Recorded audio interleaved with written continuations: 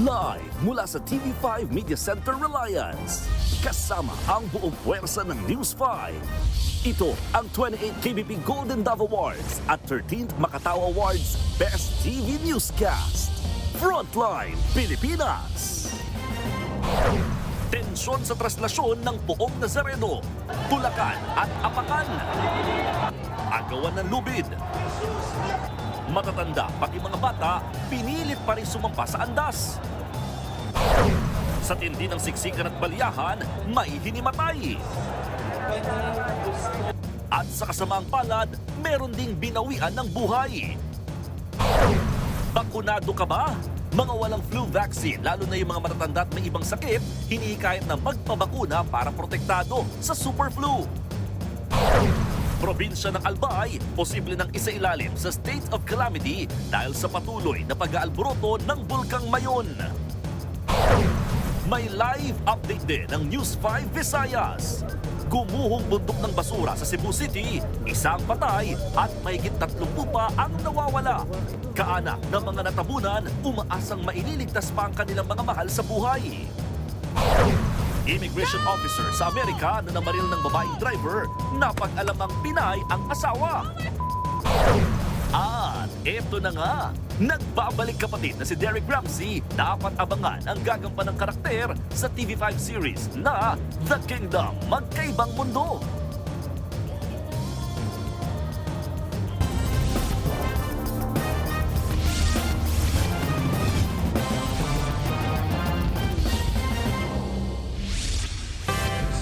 Padre Jesus Nazareno, sinasamba ka namin, pinipinto.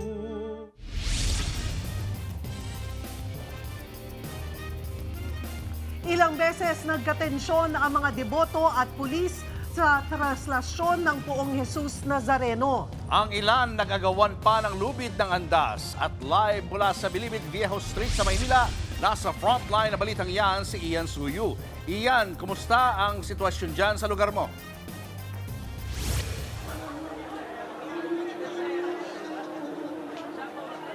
Cheryl, Julius, 15 hours.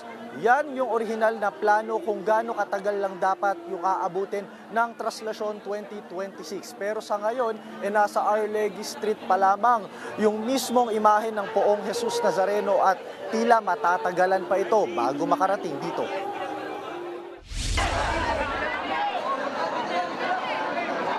Nagkatensyon ng mga deboto at mga pulis sa bahagi ng Carlos Palanca Street sa Maynila.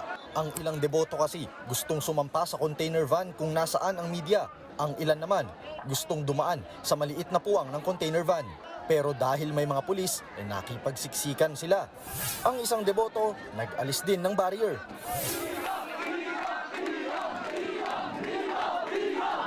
Hanggang sa may umakyat na sa container. Pero agad silang pinababa dyan dahil biglang nagsiksikan naman sa taas ng container van. Nang magbabaan, isang pulis ang biglang nanulak ng deboto. Meron pa nga siyang tinapik at tila hinamon. Agad siyang pinigilan ng nakakitang deboto. Pero ang pulis nakakunot pa rin ng noo at mukhang inis. Sa huli, napakalma naman siya. Pagdating sa Quezon Bridge, muling nagkatensyon ng mga pulis at mga deboto. Nagkasagutan ng dalawang panig. Nag-ugat ang inisan ng mag-crowd control ng mga pulis dahil daraan ang andas. Sa huli ay nagkasundo pa rin ang magkabilang panig.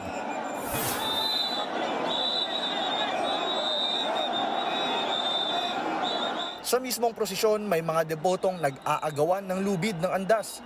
Ang ilan niyuyugyug na yan para bumitaw ang mga nakayakap. Pero kahit hirap, hindi nagpatinag ang mga deboto. Bago nga yan, una nang nagkagulo bago pa man magsimula ang mismong prosesyon. Dahil daw yan sa hindi tamang pagpila.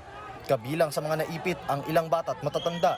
Ayon sa ilang nadamay sa gulo, biglang pinutol ng mga tao ang ruta ng pila, kaya nagkatulakan at nagkaipitan. Nang magsimula naman ang traslasyon kaninang alas 4 ng madaling araw, nagkatensyon ulit. Sinubukan kasing harangan ng mga ihos ang mga deboto para hindi magsiksikan. Pero dito nagkaroon ng tulakan. Walang nagawa ang mga ihos kundi magbigay daan. Maging sa Katigbak Drive, nagkatulakan rin. Mabilis ang naging andar ng andas sa unang 2 oras pero nagsimula na itong matagalan mula Finance Road kung saan makailang ulit na nag-atras abante ang andas. Pasado alas 7 na nga ng umaga at nandito pa rin yung andas sa bahagi ng Finance Road. Ang target niyan lumiko dito sa may kanto at dumiretso sa Ayala Bridge. Pero nagkakaroon ng matinding pagbabagal dahil nga atras abante yung andas kanina doon sa may harap ng National Museum dahil sa sobrang dami ng mga tao na pinipilit na makatapik o makalapit man lamang doon sa lubid ng andas. Bagamat matagal yung pagdaan nila dito, nananatiling matyaga yung mga kababayan natin. Bit-bit yung kanilang mga gamit at mahigit sa lahat, bit-bit yung dasal para sa kanilang mga pamilya. Sa kabila ng apakan, siksikan at haba ng lakaran, para sa mga deboto, worth it daw ang paglapit sa andas. Masarap naman sa puso kasi para naman to sa Panginoon.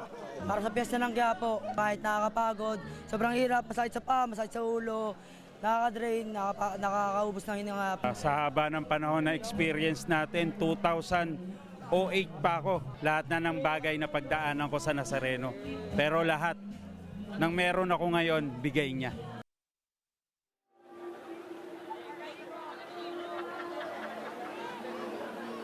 Cheryl, Julius, nandito nga makikita ninyo yung mga kapatid nating deboto na matyagang naghihintay. Yung iba sa kanila umaga pa lang nandito na at dito na rin kumukuha ng konting pahinga, dito na rin nananghalian.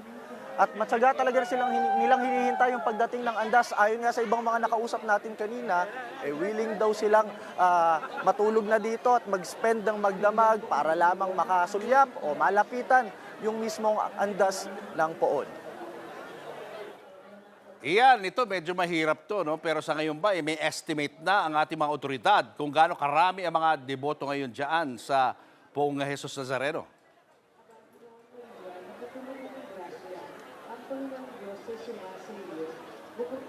Julius, mula sa nakuha nating estimate, bandang mga alas 4 ng hapon, nasa 620,000 mahigit na yung mga deboto na nagpunta rito para sa Traslasyon 2026. Dagdag ko na rin na information, Julius, nakakuha rin tayo ng impormasyon mula sa Red Cross na mahigit 250 na katao na yung dinala sa kanilang mga first aid clinics dahil yung karamihan nahirapang huminga, may mga minor injuries at yung iba naman nagkaroon ng bleeding dahil sa matinding girian kanina sa paglapit doon sa mismong andas.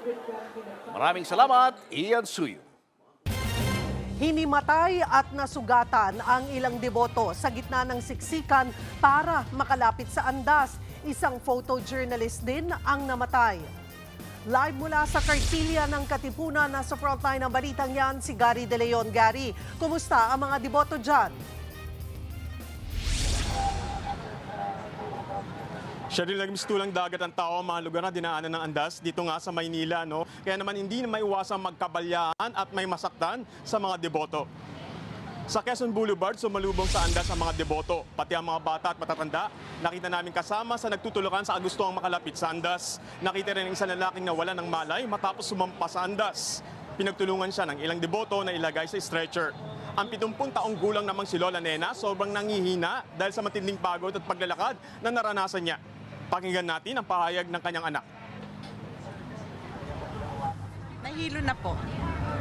Opo, layo po kasi ng nilakad namin Since nakapasok naman kami sa simbahan at nakapagsimba, kala namin may daanan dun sa may bandang close na rin pala. Kaya ikot talaga po kami. Uwi na po namin, baka mamaya may mangyari pa po sa kanila.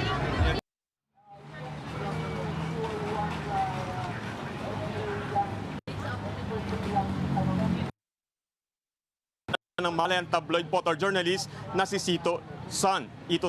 Umakyat sa gusali ng Manila Police District Station 5 para sana kumuha ng larawan ng pag-usad ng andas sa Quirino Grandstand na mag-collapse ito. Sa inisyal na impormasyon mula sa Presidential Task Force Against Media on Media Security, inatake sa puso si Son. Nagkatrangkaso na rin daw si Son nitong mga nakaraang araw pero pinili pa rin i-cover ang traslasyon. Ayon sa mga nakausap nating rescuer, mula alas 8 ng umaga kanina ay umabot sa 500 deboto ang nangailangan ng atensyong medikal at karamihan nahilo, tumaas ang blood pressure at may nasugatan ng mga paa at kamay. At ang iba nawalan naman ng malay dahil sa pagod at gutom. Ang iba dinala naman dito sa makeshift hospital ng Red Cross sa Kartilya ng Katipunan kung saan karamihan nabalian ng buto at nagtamo ng malalim na sugat. Cheryl, sa ngayon, ganito yung sitwasyon. Pakita ko lamang sa iyo itong current status. 726 yung mga na-rescue. At dito may minor, 316 at major niya ay 10. 2,072 naman yung mga tinulungan sa pagkain, lost and found ng Red Cross at 36 naman yung mga nasugatan at ginamot din. At yung mga nagtatanong na kababayan natin kung na-rescue sila sa mga tent doon sa Quiapo at hindi nila makita, maaaring andi dito yan sa Kartilya ng Katipunan at maaaring ginagamot na rin dito sa lugar na to. Cheryl. Maraming salamat, Gary De Leon. Nagkasugat-sugat ang paa ng ilang deboto nang magkatulakan sa gitna ng prosesyon. Meron pa ngang 20 anyos na babaeng muntik nang ma-stroke. Nasa frontline ng balitang yan si Dave Abuel. Nagkatulakan ang mga deboto at ihos nang umusad ang andas ng Poong Jesus Nazareno sa Quirino Grandstand. Sumalubong ang maraming deboto sa Katigbak Drive. May mga nasugatan tuloy. Karamihan sa kanila, sa paan nagkagalos. Dinala sila sa command center ng Red Cross sa Kartilya ng Katipunan para gamutin. Kabilang nga riyan ang debotong ito na kailangang magpaturok ng anti-tetano. Parang alambre sa may wifi. Pumasok sa daliri ko yung 4 na wire. Kaya pinilit ko na ilakad dito para mapatignan. Meron ding nabukulan ng mabagsakan ng kapwa-deboto na sumampa sa andas. Kailangan siyang dalhin sa ospital dahil bigla na lang siyang nahilo at nagsuka. May ilan ding isinugod sa command center sakay ng stretcher.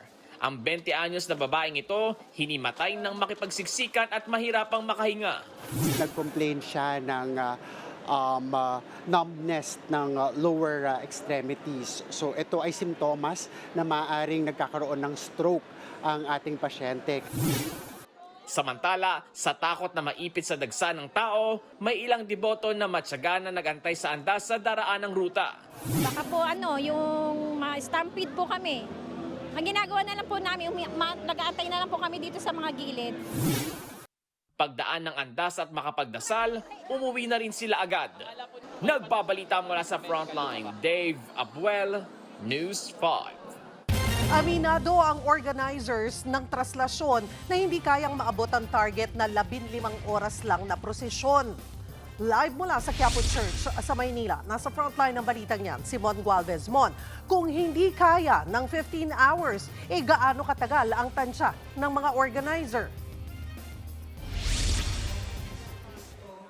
Cheryl, posibleng matulad daw nung nakaraang taon kung saan umabot pa rin sa mahigit 20 oras ang magiging traslasyon. Kasabay nito, wala pa rin patid ang pagdating ng mga tao rito sa Minor Basilica and National Shrine of Jesus Nazareno ng mga tao una para dumalo sa misa at pangalawa para nga mag-abang sa pagbabalik ng imahen ng mahal na Senyor. At sa kasagsagan nga ng mga misa kanina, saglit pang nagkagulo rito sa bahagi ng Quezon Boulevard kung saan naputol ang lubid mula sa andas. Kanya-kanyang hatak ang mga debotong ito ng lubid na yan habang nasa ibabaw ng Center Island sa Quezon Boulevard sa Maynila. Mula yan sa andas ng traslasyon sa Poong Jesus Nazareno. Sa tindi ng pakikipag-agawan, nauhulog na ang ilang deboto. Pero ang lubid na yan, naputol na pala mula sa prosesyon. Sinubukan itong kunin ng ilang deboto, kaya pinilit namang agawin ng mga Hijos del Nazareno hanggang sa maibalik sa Quiapo Church. Dahil sa naging komosyon, humarang na ang mga pulis. Nangyari yan sa gitna ng oras-oras na misa. Marami sa mga debotong hindi na makapasok sa loob ng simbahan, nagtiyaga na lamang kahit sa likod ng mga harang. Gaya ng pamilya ni Nanay Jennifer Antonio na binitbit pati ang mga apo. Dala-dala rin niya ang maliit na imahe ng Poong Nazareno na pilit niyang pinabasbasan.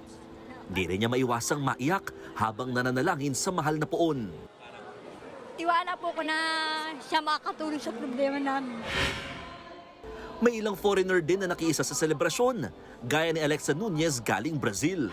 It's beautiful. I love the Filipino spirit, very faithful and always with God. Aminado ang organizers ng traslasyon, hindi nila maaabot ang target na 15 oras na prosesyon. Napabilis man daw ang pag-alis sa Quirino Grandstand hanggang sa National Museum, pero inaabot naman daw ng 6.5 oras ang andas mula Finance Road hanggang Ayala Bridge na nasa 1 kilometro lamang. Nagkaroon pa nga ron ng kaunting problema sa estado ng andas. Sa harapan ho talaga, yun yung medyo nagiging problema natin ngayon. Kaya sumusubsubo yung ating andas. And every time nadadaan ito sa may mga lubak o kaya naman ay pataas, mahirap po talagang isampa dahil medyo sumasayad na ho talaga yung harapan na portion nito sa ilalim. Nilinaw din ng mga otoridad ang na-report na nasawing photojournalist habang nagko-cover sa traslasyon. Hindi raw ito may tuturing na casualty mula sa okasyon. Nung siya ay namaalam, hindi naman siya nasa loob ng prosesyon. At ito ay naganap dahil unang-una, siya ay may medical condition na. Hindi ito naganap because of the force or incident within the occasion or activity of traslasyon. Cheryl, nagpapatuloy ang oras-oras na misa dito sa Quiapo Church hanggang mamayang alas 11 yan ng gabi. Samantala, sinuspindi muna yung pagpapahalik ng imahen dito sa simbahan ng Quiapo. Total, extended naman ang pagpapahalik ng replika ng imahen doon sa Quirino Grandstand hanggang bukas ng alas 10 ng umaga. Pero paglilinaw ng organizers, oras na maubos na raw yung pila ng mga deboto roon ay agad-agad din nilang ihinto ito anytime of the day. Mamaya, bababa tayo sa Quiapo Church dito sa paligid para makasama naman ng update, no? Magbigay kayo ng update tungkol naman sa mga sitwasyon ng mga kababayan nating deboto ng mahal na Poong Jesus Nazareno. Babalikan ko kay mamaya tungkol dyan. Balik sa iyo, Cheryl. Mon, balikan ko lamang yung naputol na lubid. May impormasyon na ba kung ano ang gagawin dito?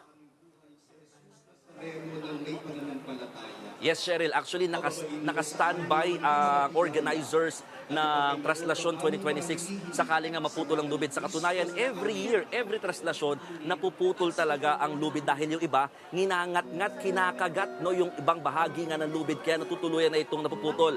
Nakahanda sila ng 2 spare na mga lubid para sa traslasyon ngayong taon. At yun nga, yung isang bahagi nito, kanang bahagi yan ng lubid, nung naputol, agad din itong pinalitan ng mga miyembro ng Hijos del Nazareno para may pagpatuloy ang pansamantalang nahintong prosesyon kanina. Parang naririnig ko pa rin sa likod mo, tuloy-tuloy pa rin ang misa dyan sa Quiapo Church. Tama ka, Cheryl. Nagsimula itong Fiesta Masses kahapon pa ng alas 3 ng hapon at magpapatuloy yan hanggang mamayang alas 11 ng gabi. Oras-oras, a total of 33 Masses na kumakatawan sa edad ng Panginoong Hesukristo. Kaya naman, itong bawat oras na misa na ito sa mga dadalo, considered na nakadalo na kayo ng Fiesta Mass ngayong araw nga ng mahal na Poong Jesus Nazareno. Cheryl. Maraming salamat, Mon Gualvez. Mahigit 2 oras nang binabagtas ng andas ng Poong Jesus Nazareno ang Arlegue Street sa Maynila. At ang matindi pa, merong nagsuntukan. Live mula sa Arlegue Street sa Quiapo, nasa frontline ng balitang yan si Mobile Journal Francis Rivera. Ayan, Francis, kwento mo sa amin itong nagsuntukan at bakit natatagalan ang andas dyan.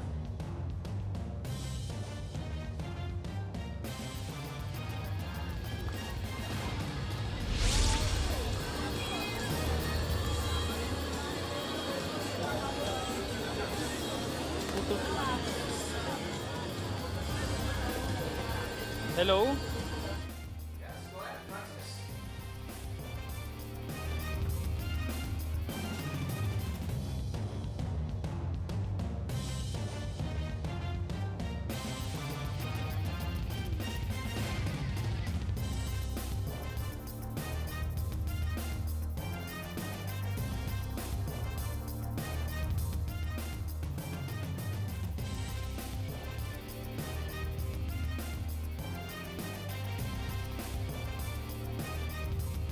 Yan po ang kuha ng andas dyan po sa Arlegue Street.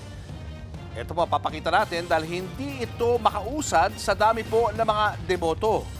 Pero hindi na po ito bago, no? Diyan po sa Arlegui dahil diyan talaga namang madalas maipit itong andas.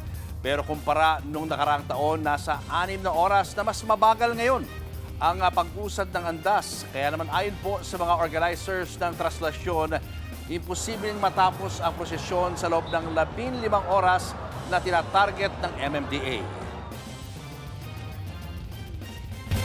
Sumasandal sa pag-asa ang mga kaanak ng higit 30 empleyadong natabunan ng gumuhong tambak ng basura sa Cebu City.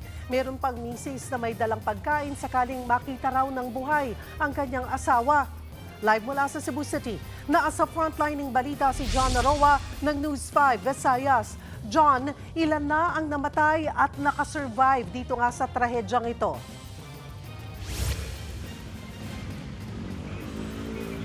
Cheryl, sa kapapasok lang ng balita, isang bangkay ng lalaki ang nahukay mula sa gumuhong landfill dito sa Barangay Binaliw sa Cebu City. Sa kasulukuyan ay nasa 2 na ang kumpirmadong nasawi sa trahedya at nasa 36 na ang pinaghahanap sa ngayon.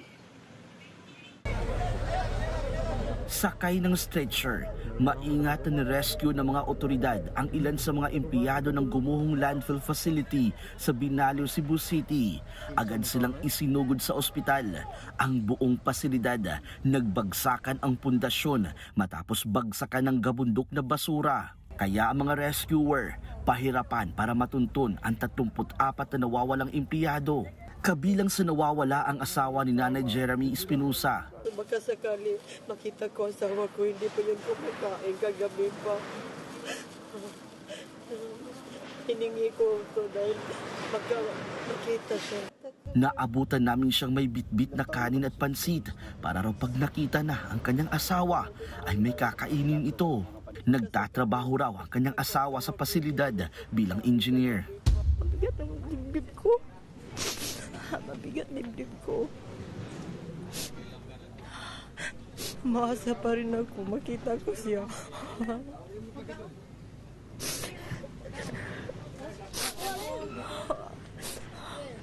kahit hindi siya yung sumasagot, praise the Lord pa rin ako, umaasa ako na makita pa siya.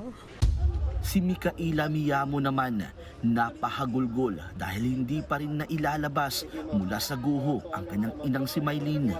Lang ako mama ba, buhi lang unta. Sa gitna ng operasyon, nakarinig kami ng sumisigaw mula sa natabunang pasilidad. Nang kausapin ito ng rescuer para malaman ang kinalalagyan, hindi na ito muling narinig. Patuloy ang search and rescue operation sa landfill. Ang problema ng mga otoridad, posibleng bumigay pa ang struktura kapag pinasok nila ito ng tuluyan, kaya mas mahirap ang gagawing rescue operation. Kaya habang naghihintay ang mga kaanak ng mga nawawala, nagmamagandang loob ang residente at magkapatid na sina Erlita Irana at Nida Borbon na magluto at mamahagi ng pagkain. Kwento nila na aktuhan nila ang aktwal na pagguho. Hinahalin tulad nila yan sa sumabog na bulkan. Ay, murag yung bulkan, sir. Uy, parang bulkan sa lakas ng pagsabog. Nabungkal ang gabundok na basura. Murag bulkan nga ni Utbo. Sing lakas ng bulkan ang pagsabog, tapos gumuho na. Nagsiliparan ang mga debris, mga plastic at mga styro. Isa na ang kumpirmadong nasawi, 12 ang na-rescue at nasa ospital matapos magtamo ng mga sugat sa katawan. Ninanawagan ang mga kaanak ng biktima sa national government na paimbestigahan ang nangyaring pagguho, lalo't nakatayo ang pasilidad sa tabi ng gabundok na landfill, bagay na lubang napakadelikado. Ayon kay Mayor Nestor Archival ng Cebu City, magsasagawa sila ng imbestigasyon sa insidente kung may nakitang kapabayaan ang pamunuan ng pasilidad.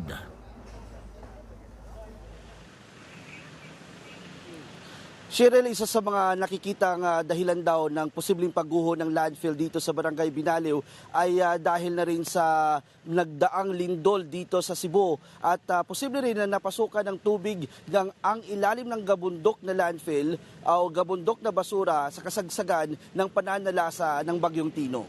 Cheryl. Maraming salamat, John Aroa. Balikan na natin ang Arlegui Street kung saan naroon si Mobile Journal Francis Rivera. Francis, kumusta dyan?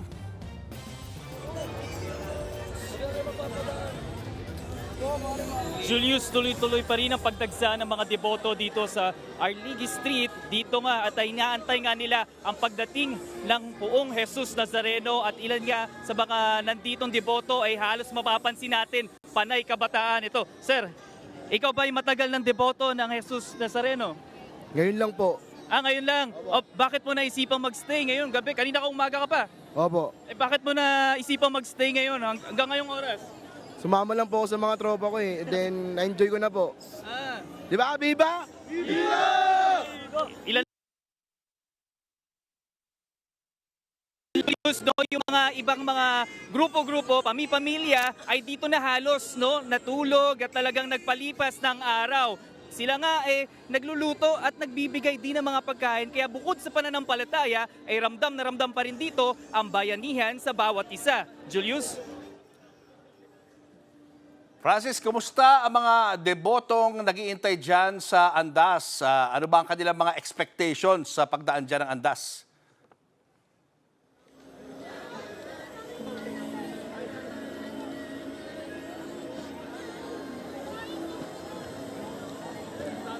Nawala. Okay, yan, nagkakaroon tayo ng problema sa linya with Francis. Maraming salamat, Mobile Journal Francis Rivera. Iginiit ng Department of Health na walang dapat ikaalarma sa kumakalat na super flu. Pero paalala ng ahensya, magpabakuna. Nasa frontline ng balitang yan, si Rainiel Pawid. Naka-face mask na nagtungo sa Department of Migrant Workers ang OFW na si Rosalinda. Kagagaling niya lang sa trangkaso nitong bagong taon. Pero dahil paalis na sa linggo, kailangan niyang kumuha ng balik manggagawa certificate. Ay medyo po natakot din po ako kasi talagang medyo matagal yung ubo ko. Talagang maraming antibiotic. Aywan ko, nagtataka din ako sa mga tao dito na hindi nagmamas.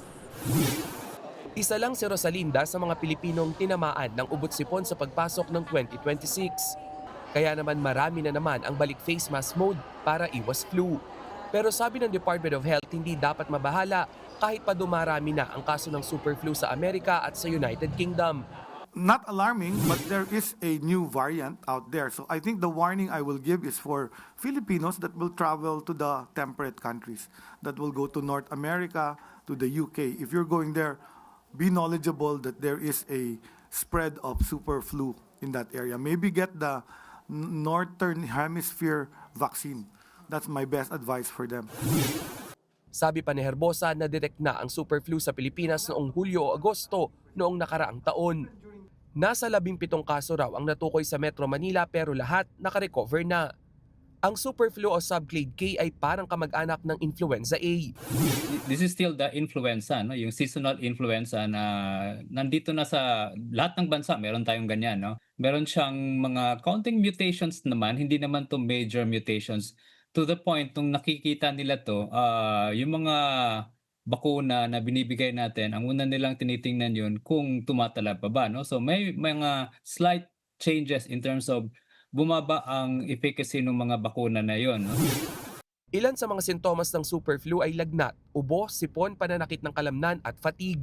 Posibleng tumagal din ang sintomas ng 1 hanggang 2 linggo. Sa mga vulnerable population, hindi lang yan ordinaryong ubo, hindi lang yan ordinaryong lagnat because some of them will have difficulty of breathing, no? Mahirapang huminga. Minsan it can present as atake sa puso or even a stroke.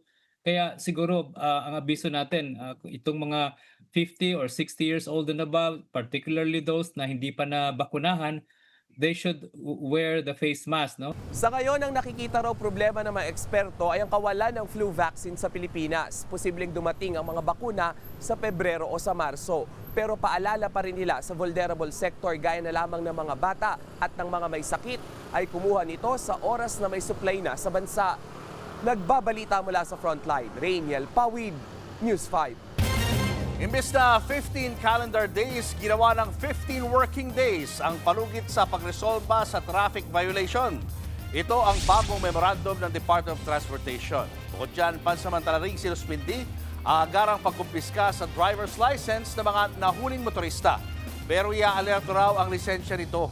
Kasunod yan ng nag-viral na reklamo ng vlogger na si James Deakin sa sistema ng Land Transportation Office.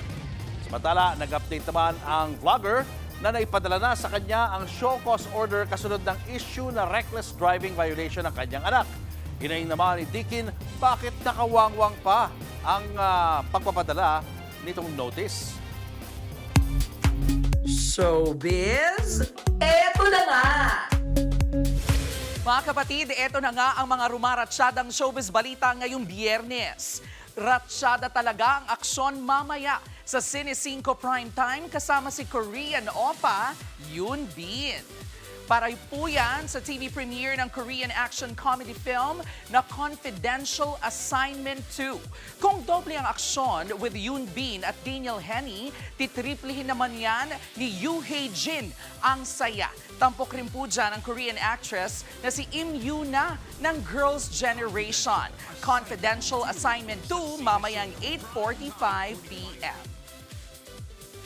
Ito pa nga, handa na ang nagbabalik showbiz na si Derek Ramsey para sa kapatid series na The Kingdom Magkabilang Mundo. Habang si Direk Mike Toviera may pahagi tungkol sa mga dapat abangan sa serye. Nasa frontline ng balitang yan, si MJ Marfori. Bagong mga karakter, bagong mga setting, at bagong mga kalbaryo ang haharapin sa kaharian ng kalayaan. Ilan lang yan sa mga aabangan sa hit movie turned kapatid serye na The Kingdom, Magkabilang Mundo.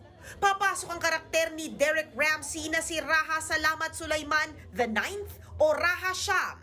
Ito ang first project ni Derek after his 6-year hiatus. Isa siya sa descendants ng founder ng kaharian at nais niyang makuha muli ang korona. Target din niyang putulin ang lineage ni Nalakambini Luwalhati ng Dula. I've always had that attitude na if I start something, I'll give it my best. I've always wanted to play a role like this. I'll always love a challenge. Huling nakatrabaho ni Derek ang APT Entertainment sa 2014 Cinemalaya hit na The Janitor at sa TV5 hit hero serye na Kidlat. Kwento ni Direk Mike, wala na raw siyang ibang maisip na perfect actor para sa kontrabida role kundi si Derek. Sobrang nakaka-inlove yung mga bagong characters kasi fresh na fresh sila. Tapos sila yung manggugulo dun sa status quo ng pelikula Kaya it was parang such a breath of fresh air nung pumasok yung mga bagong characters. At kung nagustuhan ng ating mga kapatid ang movie version, dito naman sa series version, mas marami raw bagong matutuklasan. There's a lot more about our culture, lalo na yung pre-colonial culture, yung mga detalye na hindi namin nailagay dun sa pelikula. So you will learn so much more, lalo na yung mga babaylan and how you become punong babaylan. The movie was just a glimpse. Bye. Starring Piolo Pascual, Sue Ramirez at Christine Reyes. Abangan ang The Kingdom, Magkabilang Mundo, this summer dito sa TV5. Nagbabalita mula sa Frontline, MJ Marfori, News 5. Susunod! State of calamity, posible nang ideklara sa Albay dahil sa tuloy-tuloy na pag-aalburuto ng Bulkang Mayon. Mas maraming residente kailangang ilikas. Mga kurakot, special mention sa Misa Mayor Bago ang traslasyon. Tama na. Maawa na kayo sa taong bayan. Mahiya naman kayo. Pinay tennis star Alex Ayala pasok na sa semifinals ng 2026 ASB Classic. Abangan ang lahat ng yan sa pagbabalik ng Frontline Pilipinas.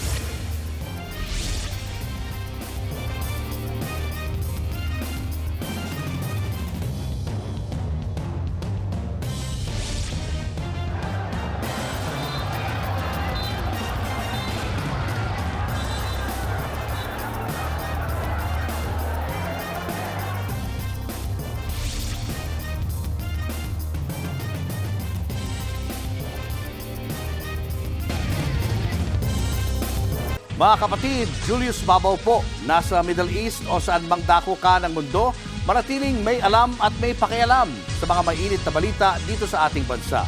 Simulan po natin ang bawat araw sa tuloy-tuloy na balitaan sa Frontline. Mag-follow at mag-subscribe sa social media pages ng News 5.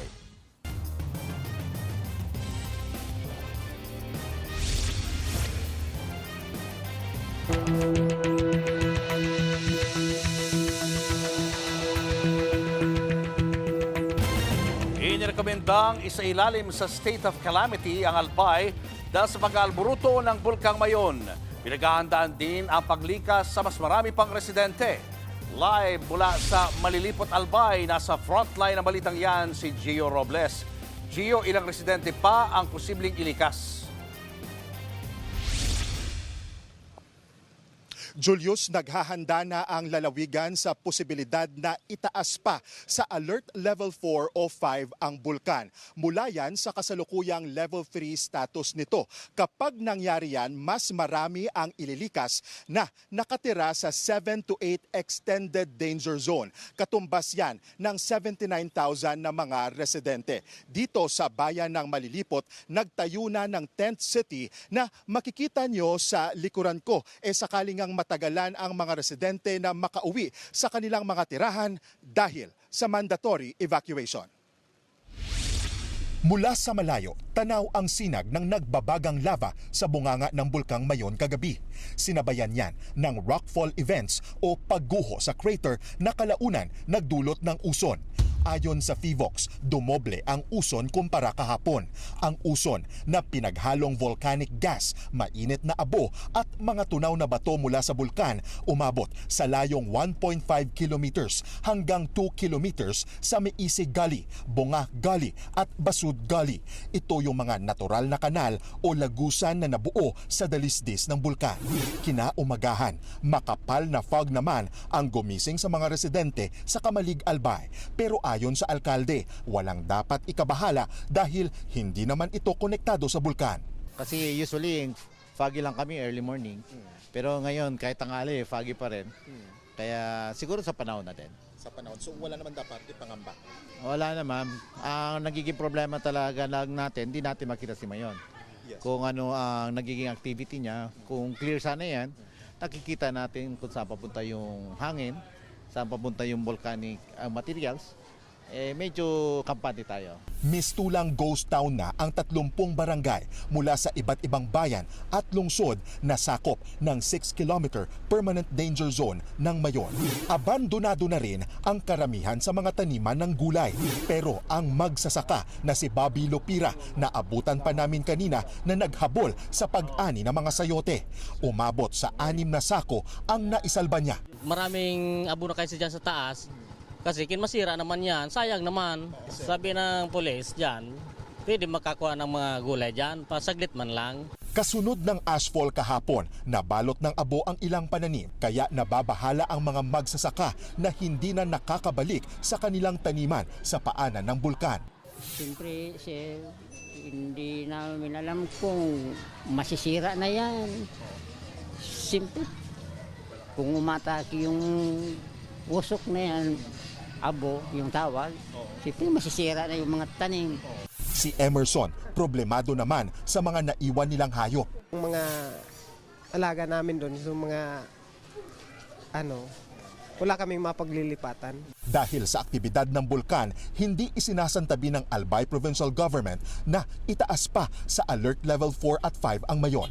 Pinaghahandaan ang paglikas sa mas maraming residente na sakop ng 7 to 8 Extended Danger Zone. But then, siyempre, hindi ka naman pwedeng mag-prepare lang sa maliit. Magpe-prepare tayo dun sa malakihan na. So, pag extended 7 and 8, that is mga 79,000 na mga tao na ililikas. So, malaki-laki. Inirekomenda na ni Governor Noel Rosal na isailalim sa state of calamity ang lalawigan para magamit ang quick response funds. Prioridad din ng LGU na bigyan ng relokasyon ang mga bakwit lalo't bawal tumira sa 6-kilometer PDZ. We will work with the NSA. Ang sabi ko lang sa mga mayors, they have to seek a land. Pag may land sila, tingin ko madali na yan. Kasi nandiyan yan ang occupancy. And this will be a big accomplishment of Albay. Hindi lang yung disaster management, but to be able to attain na magkaroon tayo ng long-term solution.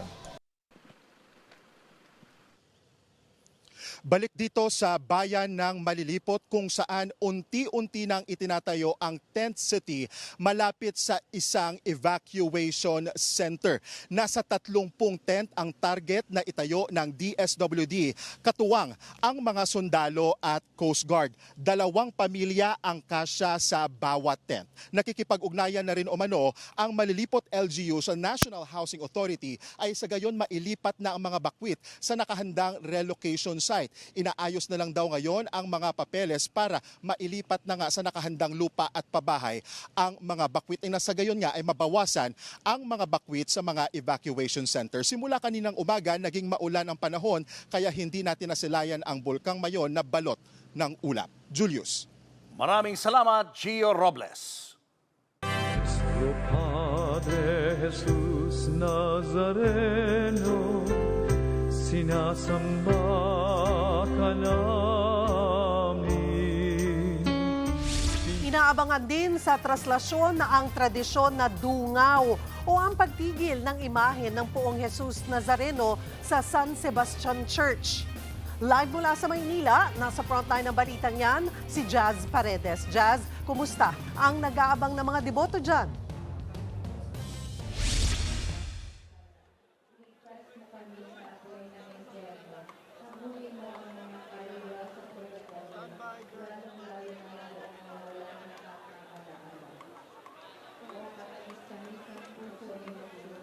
Cheryl, wala pa ang andas ng Poong Jesus Nazareno pero siksikan na at malapit nang mapuno itong Plaza del Carmen dito sa San Sebastian Church. Dito gaganapin ang pinaka-inaabangang pagdungaw ng imahe ng Nuestra Señora del Carmen de San Sebastian sa Poong Jesus Nazareno. Sa bahaging ito, inaasahang tatahimik at titigil muna yung pagbabato ng mga bimpo at pag-akyat sa andas. At pagdating naman sa kasalukuyang sitwasyon dito sa aking kinatatayuan ay makikita nyo dito, Cheryl, no, talagang puno at siksikan na ng mga deboto dito. At kanina nga ay sinubukan nating sumiksik dyan sa gitnang parte ng kalsada at talagang napakahirap ng lumusot sa bahaging ito ng kalsada. Bagaman ay maraming ng mga tao, may ilan pa rin tayong sa mga deboto na nakaupo at nagpapahinga dito habang inaantay ang pagdating ng andas. Sa kabilang banda kanina doon sa medic team ay meron tayong inabutan na 8 daw na sinugod doon. Minor injuries lamang, pero yung huli nating naabutan kanina ay namaga yung kanyang paa matapos maapakan kanina sa andas. Noong huli natin siyang pinuntuhan ay minomonitor at binigyan na ng first aid ng medic team. Kung makikita rin sa aking likuran ay marami na rin ditong mga nakapalibot na mga rescuer, mga medic team na may bitbit, na mga stretcher. Yan daw ay kanilang paghahanda sakaling dumating na yung andas sa ilang sandali lamang. At ngayon makikita nga natin, no, talagang buhay na buhay pa yung ating mga deboto dito sa aking likuran. Kahit ang ilan sa kanila simula kaninang madaling araw pa nag-aantay dito. Kanina nagpalakpakan sila dahil dito meron ditong screen sa harapan ng simbahan na nakita yung mabilis saglit ang pagbilis nung pag-usad nung andas at talaga namang nagdulot yan ng saya sa ating mga deboto. Ngayon, kamustahin naman natin sila. Ang ilan sa kanila, simula kaninang umaga pa dito, Cheryl. Sir, hello po. Ayan. Simula anong oras po kayo kanina? Dumating kami ng 3 o'clock sa Carriedo, tapos nagpunta kami dito. Nasalubong namin ng senyor, banda sa Globo de Oro, sasalubungin sana namin para sa dungaw.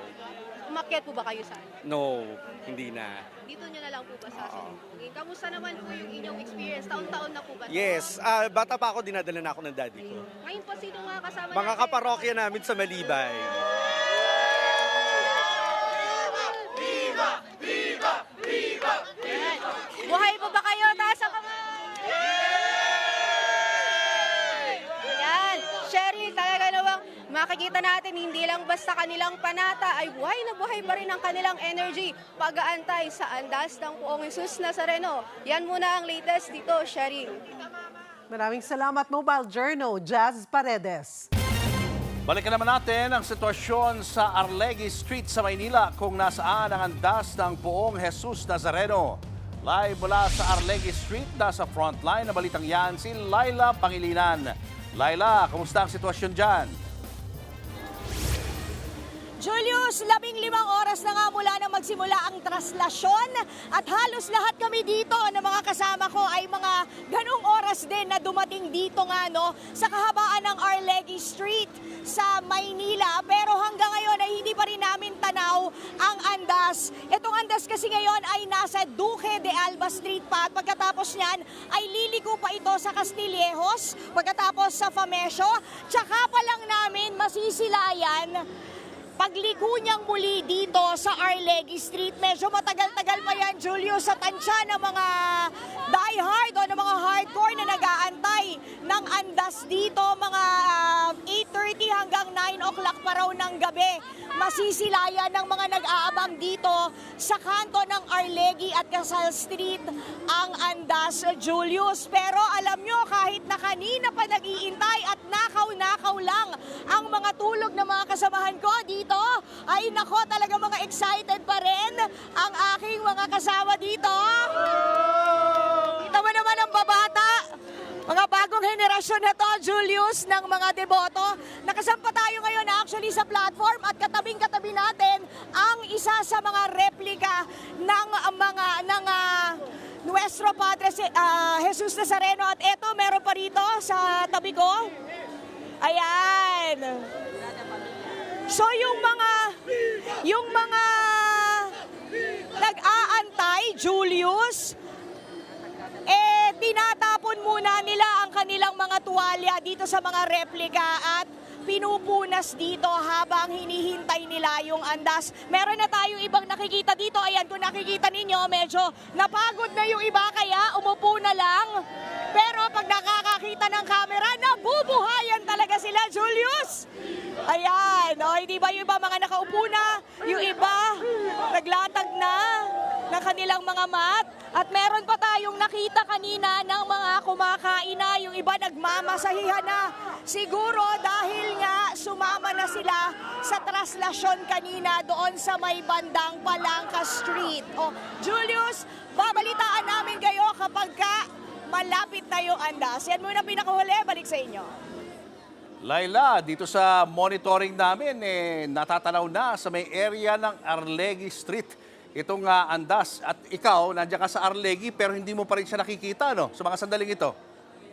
Oo, Julius, kasi napakahaba nitong Arlegui Street, andito tayo sa may Casal Street, sa kanto ng Arlegui at Casal, kaya hindi pa natin nakikita itong andas. Pero kung naandyan na nga, sa may Arlegui Street, inasahan na maya-maya lang, sabihin na natin, siguro mga 1 oras dahil napakambagal din talaga ng usad ng andas. Naghihilahan kasi at napakangkipot ng kalsada mga pinasukan, gaya nga nitong Duque de Alba, Castillejos at Famesio. Pero kapag naandyan na at may oras pa, dahil hanggang alas 8 naman tayo, babalik tayo agad para ipakita natin ang pagdaan ng andas dito sa kanto ng Castillejas at Arlegui Street, Julius. Mukhang matatagalan pa, Laila, kasi doon sa monitor, kitang-kita nakahinto yung andas at hindi gumagalaw.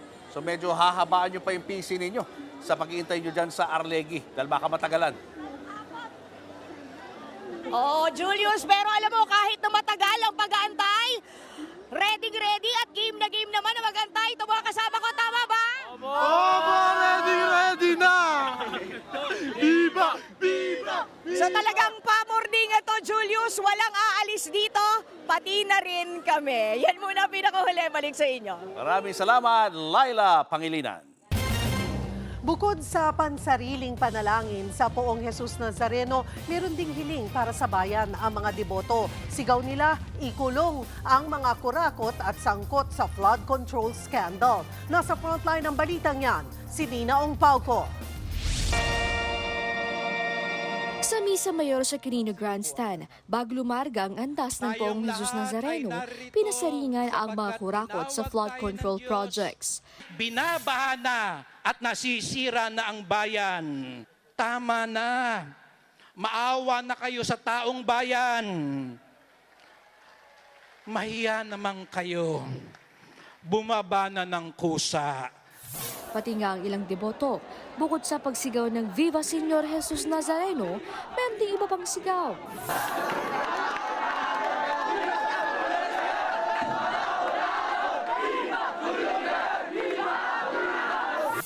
Ang mga deboto, merong kanyang-kanyang panata at kahiningan sa puon. Gaya ni Edgardo Mendoza na galing pang Bulacan, ayaw paawat kahit nakasaklay. Pumunta ako dito para magpasalamat lang sa Poong Nazareno kasi 8 years nang naka-survive yung asawa ko sa sakit na cancer. May mga first-timer din sa traslasyon. Mas mahabang buhay. Masaya, 2026. Masaya, yun lang. Nagkagulo naman ang ilang deboto sa Quirino Grandstand dahil nagkasingitan daw sa pila bago pa ang Misa Mayor. Naipit ang mga bata at matatanda. Maraming mga sumingit, nagtulakan, tapos talaga nawala yung totoong pila.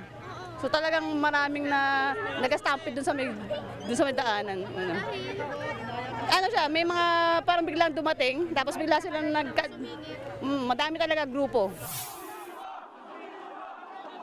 Alas 4 na ng madaling araw nang umusad ang andas mula sa Quirino Grandstand.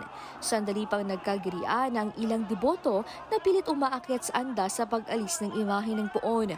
Pagkaalis ng ilang deboto, naiwan ang sangkaterbang basura sa paligid ng Quirino Grandstand. Agad-agad naman yang nilinis ng MMDA at Department of Public Service o DPS. Samantala, hanggang bukas ng alas 10 ng umaga ay bukas ang pahalik sa replika ng Poong Jesus Nazareno sa Quirino Grandstand. Nagbabalita mula sa Frontline, Nina Ong Pauco, News 5.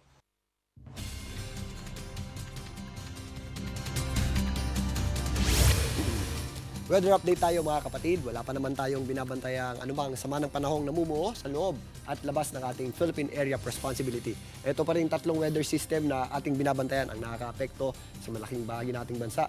Ito pong amihan o northeast monsoon ay nagdadala pa rin ng malamig na panahon sa malaking bahagi ng Luzon. Ito pa rin shear line ay nagdadala naman ng mga pagulan, particularly dito sa eastern section ng Luzon, kasama na po dyan ang eastern section ng Visayas. At ito pong easterlies ang nagdadala naman ng mga posibleng pagulan at thunderstorms sa natitirang bahagi ng ating bansa.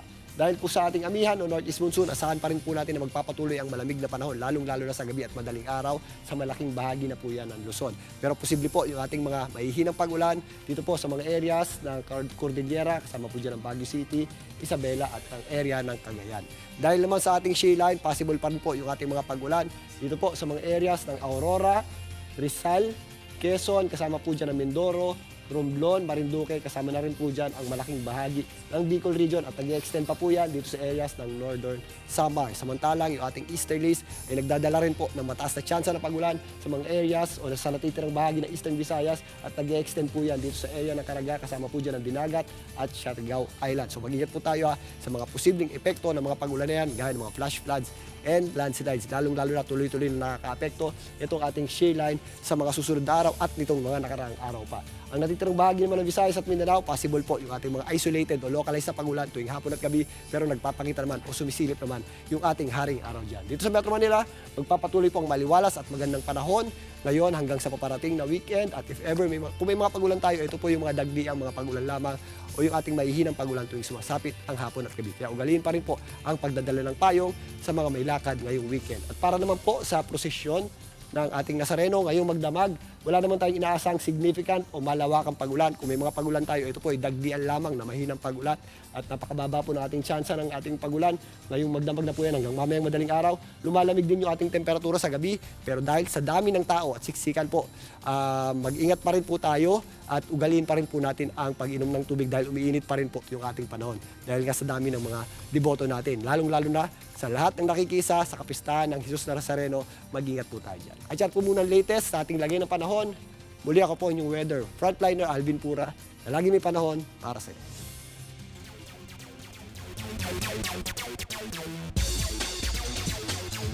Pasok na si Alex Ayala sa semifinals ng ASB Classic sa New Zealand.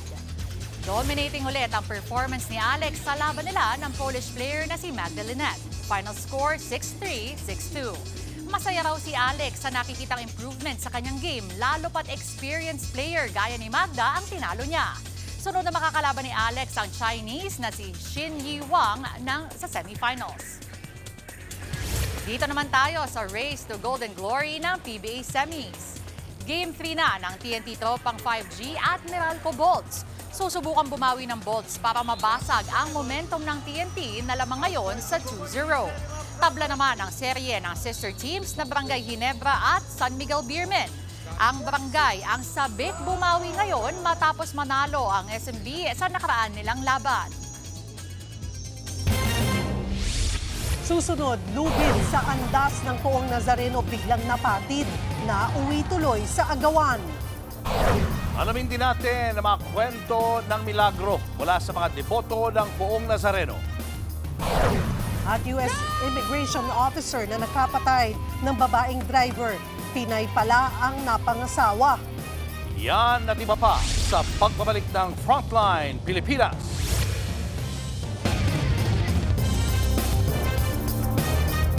Mga kapatid, Julius Babaw po.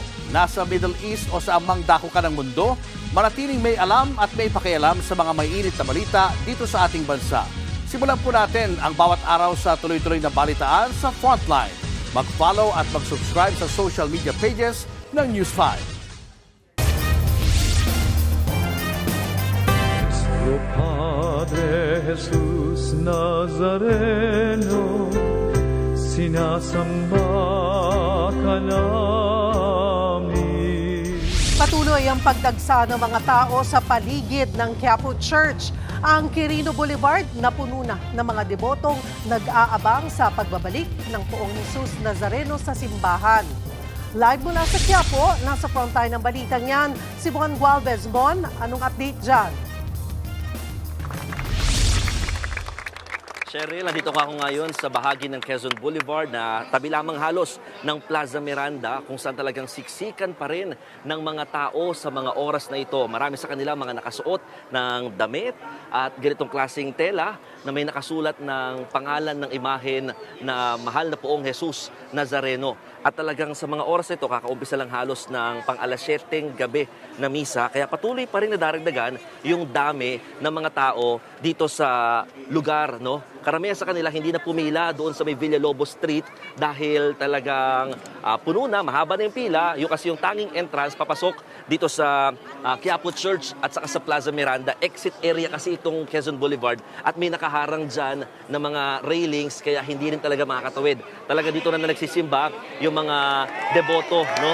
Ang pinakapakay nila bukod sa pagsimba ay mabasbasan din tuwing matatapos yung misa at kakantahin na nga yung awitin para sa mahal na Poong Jesus Nazareno. Nagsasagawa ngayon ng homily dito sa mga oras na ito at yung iba naman talagang nag-aabang na ng pagbabalik, no, ng mahal na Poong Jesus Nazareno. Kaya ipakita ko lang sa inyo, yung iba sa kanila dito na nag-stay, no? Naglatag na ng mga sapin, dito na nakahiga at lahat sila nag-aabang sa pagbabalik ng mahal na Poong Jesus Nazareno. Ang problema, mga taga-san ho kayo? Taga-Caloocan to mga to, Cheryl, no? Pero yun, medyo quiet lang ho, nagmimisa. Pero yun nga, hanggang pamorningan na daw sila dito sa area para nga sa pagbabalik, no, ng imahen ng mahal na Poong Jesus Nazareno sa simbahan ng Quiapo. Ang problema, Cheryl, pakita ko lang sa inyo, itong area na ito na siksikan ngayon ng mga tao, daanan dapat ito, intended ito for emergency cases. Meron talagang harang na separate itong area para nga kung sakaling may mga untoward incident, makakadaan ng ambulansya, makakadaan ng mga first aid responders. Pero dahil sa dami nga ng mga deboto, punong-puno na itong lugar at patuloy pang nadaragdagan galing sa iba't ibang area. Itong ang paligid ng Quiapo Church. Inaasahan na aabutin, no, ng hanggang madaling araw bago maibalik ang pinakamahal na senyor dito sa simbahan dahil ngayon 15 hours na nga yung naturang traslasyon at posible nga daw na abutin niya ng 20 to 21 hours base sa tinatakbo pa rin niya ayon sa mga organizers. Balik sa iyo, Cheryl. Maraming salamat, Mon Gualvez. Sa gitna ng siksikan, pawis, luha at dasal sa traslasyon, may mga kwentong inukit ng pananampalataya. Kabilang na riyan ang mga debotong humaharap sa mga matinding pagsubok na mas lalong nagpapatibay ng kanilang debosyon. Narito ang Frontline Special Report ni Jiggy Manikan.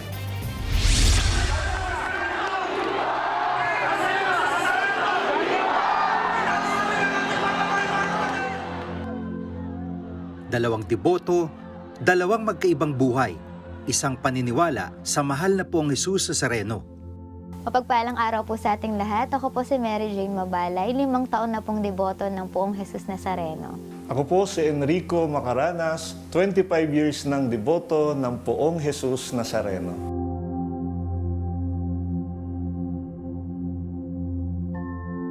Pero gaano ba katatag ang iyong pananampalataya kung ang buhay mo ay paulit-ulit sinasalubong ng mabibigat na hamon?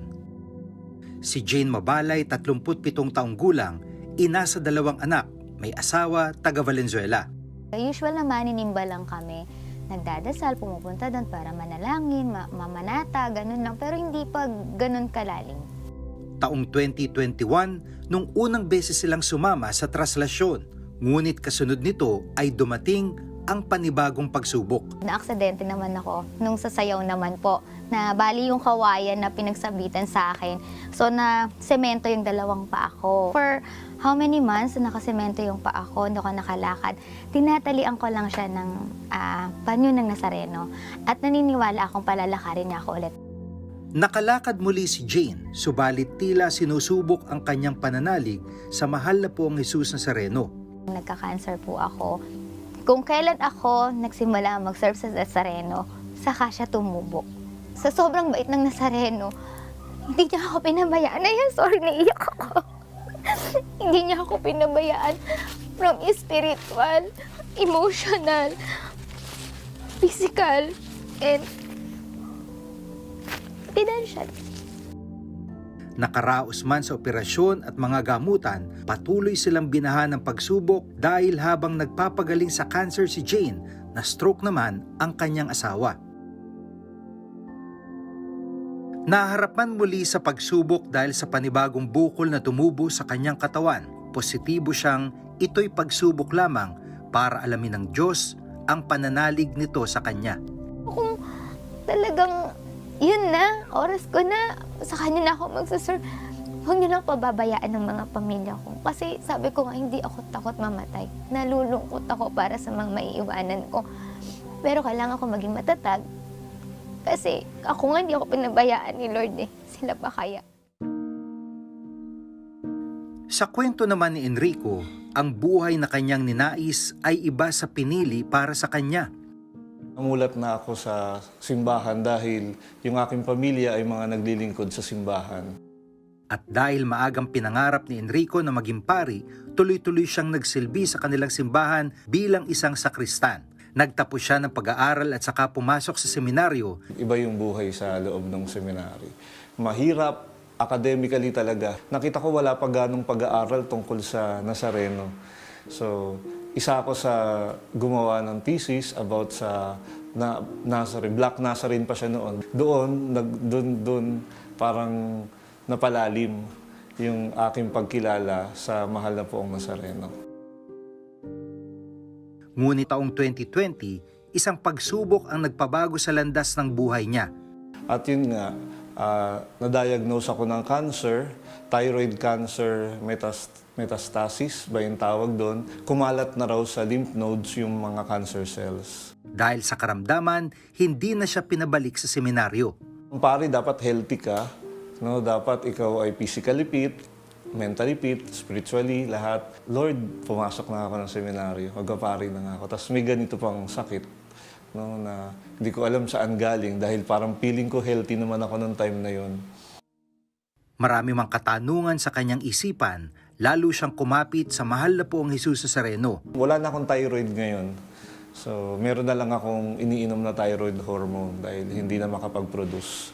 So, pag wala kang hormone, lantang gulay ka. So, iba yung pakiramdam mo, nangihina ka talaga. At pagkatapos ng 5 taon na pagpapatingin sa doktor, milagro raw na may tuturing ni Enrico na siya ay naging cancer-free. Tuluyan mang nabitawan ang pangarap ni Enrico na magpari, sa ibang direksyon siya itinuro ng mahal na Poong Jesus Nazareno, ang pagkakaroon ng pamilya na may malalim din na pananampalataya. Mas matatag ang pananampalataya kaysa anumang problemang pilit silang ginigiba. Yan ang inspirasyong taglay ng buhay ni Jane at Enrico. Giga Manikad para sa News 5.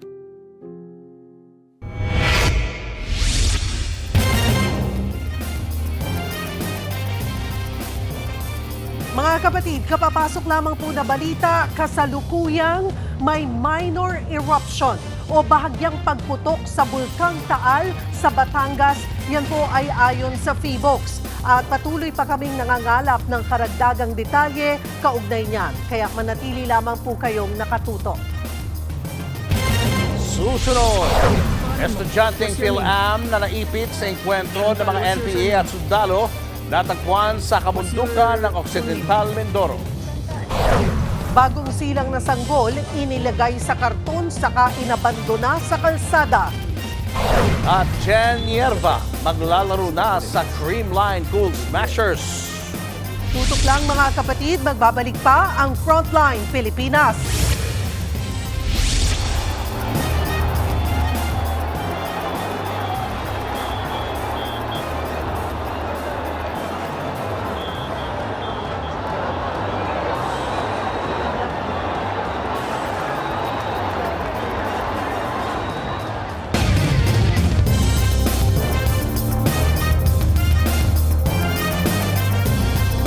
Mga kapatid, Cheryl Cosim po. Nasa Estados Unidos, Canada o saan mang dako ka ng mundo, manatiling may alam at may pakialam sa mga mainit na balita dito sa ating bansa.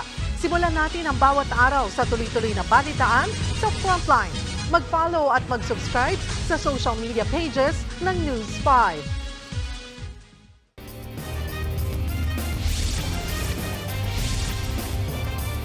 Iniwanan sa loob ng karton sa gilid ng kalsada ang isang bagong silang na sanggol sa Zamboanga City. Yan at iba pa sa Frontline Report ni Bril Montalvo. Sa madamong bahagi ng gilid ng kalsada sa Barangay Cabaluay, Zamboanga City, natagpuan ang isang karton. Ang laman nito, isang bagong silang na sanggol na lalaki. Ayon sa pamunuan ng barangay, isang residente na kumukuha ng mga halaman sa lugar ang nakarinig ng iyak ng sanggol. Dito na natagpuan ang inabandonang baby. Dinala ng mga residente ang sanggol sa health center ng barangay. Nasa kustudiya na ng DSWD ang baby habang patuloy pang pinaghahanap ng mga pulis ang magulang nito. Natagpuang palutang-lutang sa dagat ang bangkay ng isang lalaki sa Calapan City Oriental, Mindoro. Unang nakita ng isang mangingisda ang bangkay. Rumispondi naman ang mga tauhan ng Calapan City DRRMO at Coast Guard pero pahirapan ang pagkuha rito dahil sa malakas na alon. Napag-alamang residente ng bayan ng nauhan ang biktima na naiulat na nawawala noong January 5. Naiuwi na sa mga kaanak ang bangkay. Nagbabalita mula sa Frontline, Bril Montalvo, News 5. Natagpuan ng mga sundalo ang isang aktivistang Filipina-American sa kabundukan ng Abra de Ilog sa Occidental Mindoro. Anong pangalan mo? What's your name? Chantal. Chantal, what's your surname? Dara. Surname? What's your full name? Chantal Anicoche. Okay, you just calm down. We were going to help you, okay? Si Chantal Anicoche, 24 years old na BS Psychology student mula sa University of Maryland sa Amerika. Tinulungan siya ng mga sundalo na makalabas sa pinagtaguang hukay saka binigyan ng pagkain. Unang napaulat na nawawala si Anicoche matapos ang engkwentro ng Armed Forces at New People's Army sa lugar noong Bagong Taon. Ayon sa militar, nasawi sa engkwentro ang estudyanteng si Jerlyn Rose Doydora na kasama ni Anicoche.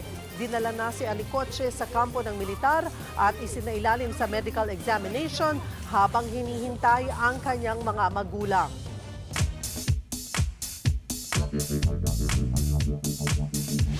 Mga kapatid, tuwing Enero 9, parang humihinto ang mundo ng Maynila. Hindi lang po kalsada ang napupuno, kundi pananampalataya dahil po iyan sa traslasyon. Galing po ito sa salitang Espanyol na trasladar na ang ibig sabihin, ilipat. So ano nga po ba ang inilipat?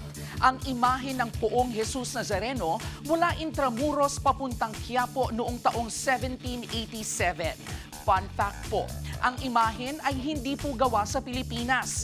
Inukit ito sa bansang Mexico gamit ang kahoy na meskite. At yung itim na kulay, hindi po yan pintura, kundi bakas ng panahon, usok ng kandila at dekada ng debosyon. Ang traslasyon ay isa sa pinakamalaking relihiyosong prosesyon sa buong Asya. Umaabot po ng milyon ang sumasama riyan. Marami ang nakapaa, hindi para sa aesthetic, kundi para sa panata. Meron din pong pahalik, may punas at may lubid ng andas na pinag-aagawan. Para po sa mga deboto, ang mahawakan ito ay parang mahawakan ang pag-asa. Mainit, matao, nakakapagod, pero taon-taon, andyan pa rin po ang mga deboto. Kasi para sa kanila, ang traslasyon ay hindi lang prosesyon. Isa po itong lakad ng pananampalataya na gaya ng K-alaman ay isa ring K-yamanan. K-OK. Susunod, U.S. Immigration Officer na nakapatay ng babaeng driver na pagkalamang may asawa palang Pinay. At DepEd Secretary Sonny Angara umaasang hindi siya kasama sa umuugong na balasahan sa gabinete. Tutok lang mga kapatid, magbabalik pa ang Frontline Pilipinas.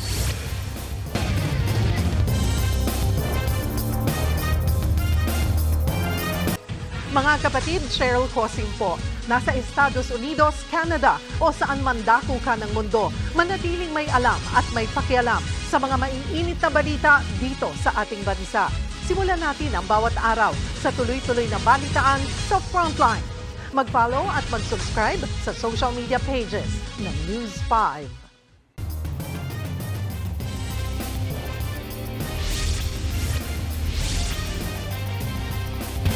Umaasa si DepEd Secretary Sonny Angara na hindi siya kasama sa mga umano'y tatanggalin sa gabinete ni Pangulong Bongbong Marcos. Sa gitna yan ng umuugong na balasahan. Nasa frontline ng balitang yan, si Maricel Halili. 3 miyembro ng gabinete ang nanganganib umanong matanggal ayon kay political insider Ronald Llamas.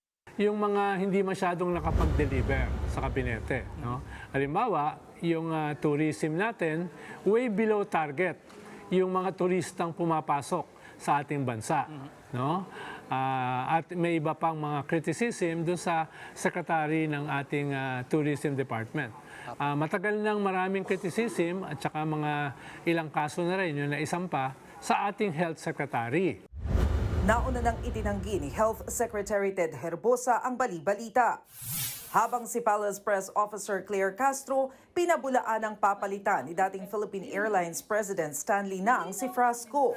Bukod kina Frasco at Herbosa, kabilang din sa posible umanong tanggalin si Education Secretary Sonny Angara. Kanina lang kasama ni Pangulong Bongbong Marcos si Angara sa dalawang magkasunod na event sa Quezon City. Hindi pa raw nakakausap ng kalihim ang Pangulo kaugnay ng umuugong na cabinet revamp. Pero si Executive Secretary Ralph Recto at ang Presidential Management Staff na raw ang nagsabi sa kanya na wala namang balasahan sa gabinete. Well, hopefully hindi, no? Hopefully hindi tayo kasama doon kung meron man. At syempre, we appreciate, nagpapasalamat din tayo sa statement ni Yusek Claire na clarifying that there is no such revamp. Sinubukan naming kunan ng pahayag si Pangulong Marcos tungkol dito, pero hindi na siya nagpaunlak ng panayam. Nauna na rin sinabi ng palasyo na walang balasahan sa ngayon, pero tuloy pa rin ang performance review ng mga miyembro ng gabinete. Inilunsad ni Pangulong Marcos at Secretary Angara ang Accelerating Governance and Adaptive Pedagogy through Artificial Intelligence o AGAP AI sa Quezon City Science High School. Isa itong artificial intelligence program ng DepEd para sa basic education. Our responsibility now is to ensure that our students use AI confidently and ethically, enabling them to stay ahead in this learning journey that they are going through. Inilalatag na ngayon ng DepEd ang guidelines para magamit ang AI sa mga paaralan. Sa tulong ng ASEAN Foundation at Google, magkakaroon ng National AI Skills Training Program na target ang nasa 1.5 million na Filipino, kasama dyan ang mga estudyante, guro at magulang. Bumisita rin sina PBBM at Angara sa San Francisco High School para inspeksyonin ang pagsasaayos ng mga nasunog na silid-aralan at pagpaparehistro ng mga estudyante at guro sa yakap program ng PhilHealth. Nagbabalita mula sa Frontline, Maricel Halili, News 5. Patay sa pamamaril ng isang U.S. Immigration Officer ang isang babaeng driver sa Minneapolis, Minnesota sa Amerika. Ang bumaril na opisyal na pagalamang may asawa palang Pilipina. Ang buong ulat nasa Frontline News Abroad. Kinumpronta ng mga agent ng Immigration and Customs Enforcement o ICE ang babaeng driver ng pick-up sa Minneapolis, Minnesota sa Amerika. Pwersahan pang binuksan ang pinto ng sasakyan. Umatras ang pick-up hanggang sa pinagbabaril ng ICE agent ang driver. Ang pick-up sumalpok sa puno. This guy has a gun. They're firing guns. You made a crime scene! You shot someone! Nagkataong may physician sa mga nakakita, kaya nag-volunteer siyang i-check ang lagay ng driver. Pero pinagbawalan siya. I'm a physician! Hey, listen here. We have our own medics. Pinalibutan pa ng mga agent ang sasakyan para walang makalapit. Where are they? How can I relax? You just killed my neighbor! Namatay ang driver. Si Renee Nicole Good, isa siyang American citizen. Depensa ng Homeland Security, hinarang ng biktima ang kanyang sasakyan para umano pigilan ang operasyon ng ICE kontra sa mga immigrant na sumali. Nagbalak pa umano si Good na managasa, kaya maituturing daw na self-defense ang ginawang pamamaril ng ICE agent. Agad-agad din nila itong tinawag na domestic terrorism. Ang mga aligasyong iyan ng ICE, mapapatunayan sanang lalo kung merong body cam, pero wala raw suot ang mga agent. Hindi naman bumenta sa mayor ng Minneapolis ang palusot ng ICE. I want to tell everybody directly, that is get the out of Minneapolis. Dahil sa insidenteng yan, sumiklab ang mga rally sa Minnesota bilang pagkondena sa marahas na Trump immigration operation. Ang sagot dyan ni Trump, ginagawa lang nila ang kanilang trabaho. Sa eksklusibong impormasyon ng British tabloid na The Daily Mail, kinilala ang namaril na ICE agent na si Jonathan Ross. Lumalabas na ang misis niya ay isang Filipina immigrant sa Amerika. Nagbabalita mula sa Frontline, Gerard de la Peña, News 5.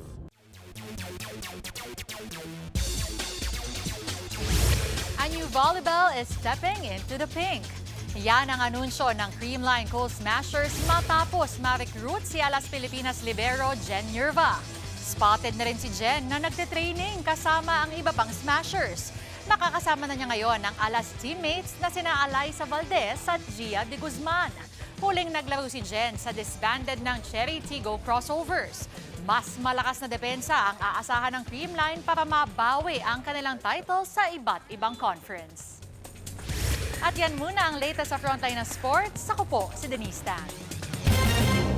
Susunod, ilang deboto, hindi lubid o panyo, kundi libreng pagkain ang panata sa Poong Jesus Nazareno. Yan at iba pa sa pagbabalik ng Frontline Pilipinas.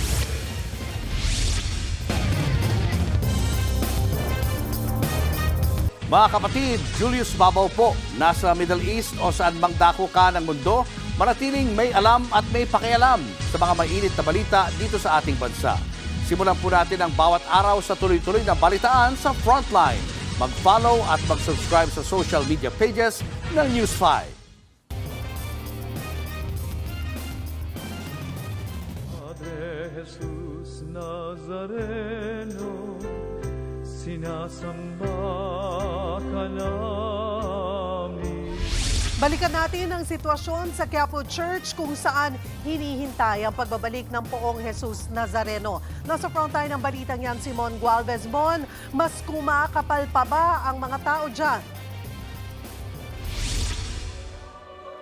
Oo, Cheryl, hindi talaga maubos-ubos ang pagdating ng mga tao dito nga sa Quiapo Church. At habang mas lumalalim pa ang gabi, patuloy pang nadaragdagan yung mga pumipila, makapasok lamang sa loob ng simbahan at makadalo nga sa nagpapatuloy ding Fiesta Masses.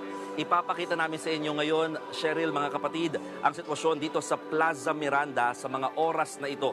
Punong-puno pa rin ito ngayon ng mga tao at deboto nga na hindi na nakapasok sa loob ng simbahan, pero hindi nila yan alintana, lalo't may malaking LED screen din naman sa labas at malinaw din actually yung sound system. Yun nga lang, siksikan talaga ang mga nagsisimba. Kailangan kasi nilang tumayo sa loob ng mga ginawang box markings dito sa Plaza Miranda. Bawat kahon puno ng nasa 70 hanggang 100 katao. Hindi kasi pwedeng pwestuhan yung mga nakikita nyong spaces, no, na inilaan dyan para madaanan pa rin sakaling magkaroon naman ng emergency. Nananatiling sa kalye ng Villalobos lamang ang tanging pasukan ng mga nais pumasok ng Quiapo Church para makapagsimba. Kaya ang itsura ngayon ng Quezon Boulevard, maladagat pa rin ng tao, Cheryl. At mga kapatid, ipapasilip namin sa inyo ngayon yung aktual na sitwasyon dyan. Umaabot na nga hanggang Recto Avenue yung dami ng mga debotong dyan na nakapwesto. Sa kabilang side kasi nito, daraan muli ang traslasyon paglabas sa Hidalgo Street galing sa tradisyonal na dungaw. Kaya marami sa mga deboto riyan matyagang hinihintay na masilayan muli ang imahen bago ito lumusot sa ilalim ng Quezon Bridge pabalik dito sa tahanan ng mahal na senyor na Minor Basilica and National Shrine of Jesus Nazareno. Cheryl, binigyang diin ng organizers at ng pamunuan ng Quiapo Church na handa naman sila sakaling umabot nga raw ng mahigit 20 oras itong traslasyon o kahit nga raw isang araw pa ang itagal. Ang tanging pinapakiusap lamang nila sa mga debotong papasan pa o talagang sasama pa sa prosesyon, wag nang sumampa sa andas para hindi man lang daw madagdagan pa yung bilang ng mga nasusugatan at nasasaktan. Cheryl, balik sa iyo. Maraming salamat, Mon Gualvez. Bukod sa paghawak sa lubid at pagpapahid ng panyo sa andas, may ibang paraan din ng ilang deboto ng pamamanata. At isa na riyan ang mga nagkakaridad. Nasa frontline ng balitang yan si Laila Pangilinan. Solve na solve si Genesis na parang nakapag-mini grocery sa dami ng pagkain natanggap niya mula sa mga deboto na ang panata ay magkaridad. Paldo to, paldo, cheesecake! Saka, log! Ano pa? Tubig! Oo! Pinakamahalaga. Galing ako sa Ayala Bridge. Sumalang po ako doon tapos siyempre pagod. Kailangan ng pagkain. Ang karidad o yung pamimigay ng pagkain sa mga kapwa deboto ng Poong Jesus Nazareno ay isang tradisyon na bahagi na ng taunang traslasyon. Isa sa mga nagkakaridad, si Joseph. 11 taon na niya yang ginagawa.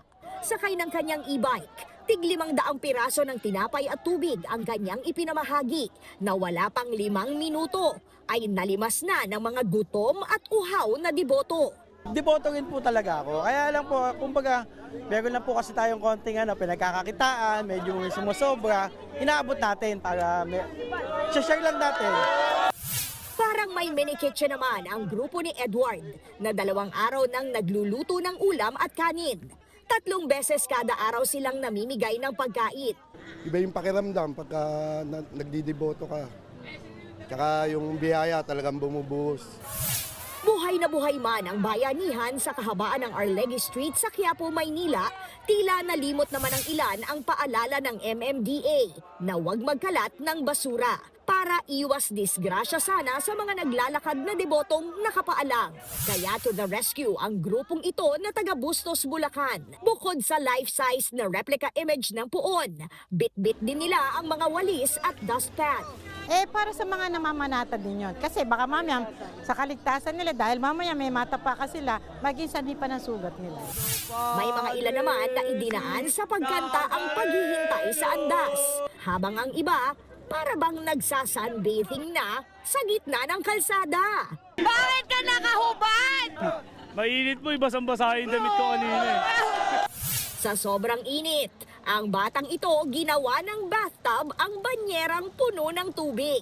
Pero heto na nga't may nauna ng tumagay kaysa magbigay-pugay. Kainom ka ba, Edward? Sakto lang. Sakto lang.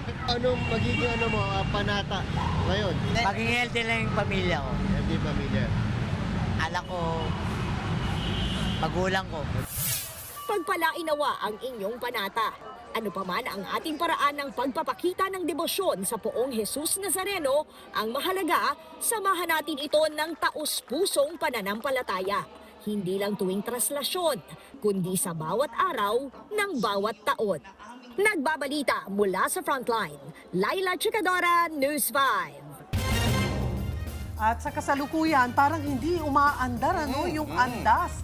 Kung last year po, mga kapatid, inabot yan ng around 21 hours. Wow. Ang sinasabi, ang tansya ngayon, talagang mas matagal, mas mahaba, at mas agresibo daw yung mga deboto ngayon. Yes, nakikita nga natin sa monitor ngayon, kita-kita nyo na halos hindi talaga gumagalaw sa Arlegui. Kanina pa yan may 1 hour na siya dyan na hindi gumagalaw. Oo, yun doon sa may bahagi nung may parol pa, Oo. Yun yung nagiging basehan natin, pero parang halos hindi nga po gumagalaw. Actually ngayon medyo umuusad pero very minimal ang paggalaw niya. Mag-ingat po kayo dyan, mga Considering na mas maaga pa raw umalis ang andas. Like around 4 a.m. na usually 5 a.m. yan eh. So ang estimate nila, pwedeng mas mahaba pang ngayon. More than 21 hours. Yung friend ko si Angeline Quinto, madaling araw pa lang nandun na. Devoto. Talaga Alam yan. natin na si Hindi niya Angeline. pinalalampas ang traslasyon. Kumanta pa, nag-aalay ng kanta sa ating mga deboto. Saka doon naman sa hindi na kaya talaga pumunta ron, okay na rin na panoorin na lang sa television at magdasal ho kayo ng taimtim. Abangan nyo kami ulit sa Lunes dito po sa TV5 sa 1PH RPTV, True TV at 105.92 FM. Kami ang inyong mga kapatid sa Balitaan at Public Service. Walang iwanan sa Frontline, Pilipinas.